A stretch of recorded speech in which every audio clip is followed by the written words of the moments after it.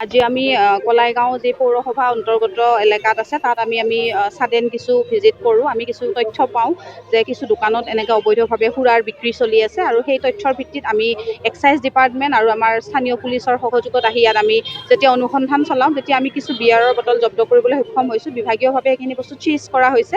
ইয়াৰ লগতে আমি ইয়াতে থকা কিছুমান হোটেলত আমি অলপ স্বাস্থ্যকৰ পৰিৱেশত তেওঁলোকে খাদ্য প্ৰস্তুত কৰি আছে নে তাৰ বিষয়েও আমি অলপ বুজ লওঁ আৰু তাতে আমি কিছু গাফিলতি দেখা পাইছোঁ। তেওঁলোকক এটা সময়সীমা বান্ধি দিয়া হৈছে আৰু এইখিনি সময়ৰ ভিতৰত তেওঁলোকক এইখিনি ঠিক কৰি ল'বলৈ জনোৱা হৈছে। লগতে তেওঁলোকৰ বেপাৰ কৰাৰ ক্ষেত্ৰত বা ব্যৱসায় কৰাৰ ক্ষেত্ৰত যিখিনি তেওঁলোকৰ উপযুক্ত নথি পত্ৰ লাগে সেইখিনিও তেওঁলোকক ৰেগুলাৰাইজ কৰিবলৈ আহ্বান জনোৱা হৈছে।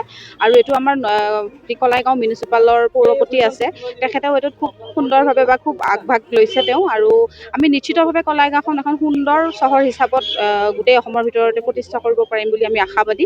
আৰু এইখিনি নিৰ্দেশনা আমি সকলো আপোনালোকৰ জৰিয়তে আমি সকলো ব্যৱসায়িক অনুৰোধ জনাব বিচাৰিছোঁ যে তেওঁলোকেও যাতে গাইডলাইনছখিনি মানি পেলাই চলে আৰু আমাৰ সুস্থ আৰু স্বাস্থ্যকৰ কলাইগাঁও এখন গঢ় দিয়াৰ ক্ষেত্ৰত নিজৰ অৰিহণা দিয়ে। কৰি আছে এতিয়া ইলিগেল লিকাৰ যিমানখিনি দোকানে মানে আনলাইচেঞ্চ দোকানত বিক্ৰী কৰি আছে, আমি এইটো এগেইনষ্টত আমি মাজে মাজে এনেকৈ ৰেণ্ডমলি আমি অভিযান চলাই থাকোঁ।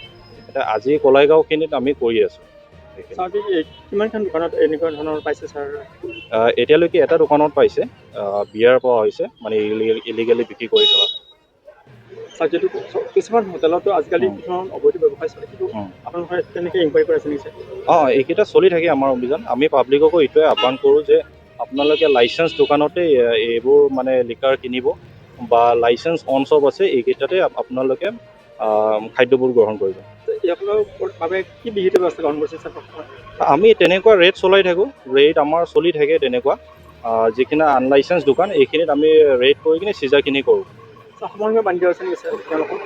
হয়, সময় বান্ধি দিয়া হৈছে। মানে যিকেইটা লাইচেঞ্চ দোকান আছে এহেঁতৰ ৰাতি 10টালৈকে মানে এলাউ কৰা হয় বিক্ৰী কৰাৰ কাৰণে। কলাইগাঁও চহৰখন নতুনকৈ পৌৰসভালৈ পৰ্যবেক্ষিত কৰিব পৰা হৈছে চৰকাৰৰ নিৰ্দেশক্ৰমে, আৰু আমাক পৌৰসভাৰ দায়িত্ব দিছে। আমি পৌৰসভাৰ জৰিয়তে কলাইগাঁও সৰু চহৰখন অলপ পৰিষ্কাৰ পৰিচ্ছন্ন কৰিব বিচাৰিছোঁ, অলপ সুস্বাস্থ্যকৰ পৰিৱেশ এটা আমি আনিব বিচাৰিছোঁ। সেইলৈ আমি বৰ্তমান অৱস্থাত আমাৰ কলাইগাঁৱৰ সন্মানীয় চক্ৰ বিষয়া মহোদয়াৰ লগতে কলাইগাঁও আৰক্ষী চকী আৰু টংলাৰ ভেৰগাঁৱৰ যি আবকাৰী বিভাগ আৰু যোগান বিভাগ, আমি সকলোৱে সন্মিলিতভাৱে ইয়াত এটা আজি হঠাতে আপোনাৰ অভিযান চলাইছিলোঁ। এই অভিযান কালত আমি দেখিবলৈ পাইছোঁ যে আমাৰ দুখনমান হোটেলৰ ভিতৰৰ পৰিৱেশটো স্বাস্থ্যসন্মত নহয়। অস্বাস্থ্যকৰ পৰিৱেশত তেওঁলোকে মিঠাই চাহ আদি বনাই মানুহক পৰিৱেশন কৰি আছে। তাৰ কাৰণে আমি তেওঁলোকক সকীয়াই দিছোঁ যাতে এসপ্তাহৰ ভিতৰত পৰিৱেশটো উন্নত কৰে। আমি দেখিবলৈ পাইছোঁ যে ব্যৱসায়িক চিলিণ্ডাৰৰ বিপৰীতে ঘৰুৱা চিলিণ্ডাৰ ব্যৱহাৰ কৰিছে, সেইটোও আমি সকীয়াই দিছোঁ। আৰু ইতিমধ্যে যোগান বিভাগৰ মানুহে ইয়াৰ ওপৰত কাৰ্যকৰী ব্যৱস্থা লৈছে।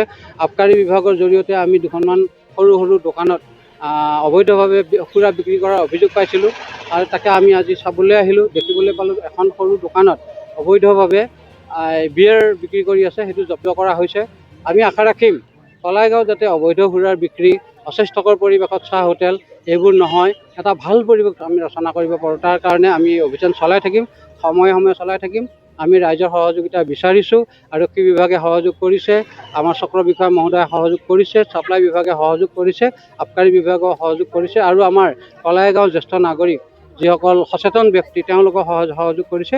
আৰু লগতে আপোনালোকৰ সংবাদ মাধ্যমৰ ব্যক্তিসকলেও আমাক সহযোগ কৰিছে। সকলোৰে সহায় সহযোগিতা কামনা কৰি কলাইগাঁও চহৰখন যাতে আমি নিচামুক্ত চহৰ, দুৰ্ঘটনামুক্ত চহৰ, এখন সুস্বাস্থ্যকৰ চহৰ হিচাপে গঢ়ি তুলিব পাৰোঁ, তাৰে এই প্ৰচেষ্টা অব্যাহত থাকিব। ধন্যবাদ।